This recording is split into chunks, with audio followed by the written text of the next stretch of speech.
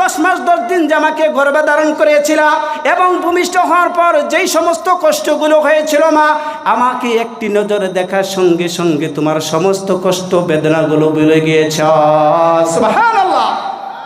এই মা, আমি সেই তোমার সন্তান আসছি মা, আমি শুধু তোমার কাছে একটি নেকের জন্য। আমাকে যদি তুমি একটি নেক দাও, এই নেকের বিনিময়ে আল্লাহ রাব্বুল আলামিন আমাকে জান্নাত দান করবেন। জোরে জোরে কোন সুবহানাল্লাহ। এরপর তার সন্তান যখন তার মায়ের কাছে বলতেছেন, মা আমাকে একটি নেক দাও, তার মা স্বভাবে কি বলেন দেখেন, তাফসীরে ভিতরে পাওয়া যায় তার মা বলতেছেন, তুমি কে গো বাবা, তোমাকে আমি চিনি না, আমার তো দুনিয়ায় কোনো বিয়ে শাদী হয় নাই, আমার সন্তান আসবে কই থেকে? এই মুসিবতের ভিতরে যখন আমি আপনি সকলেই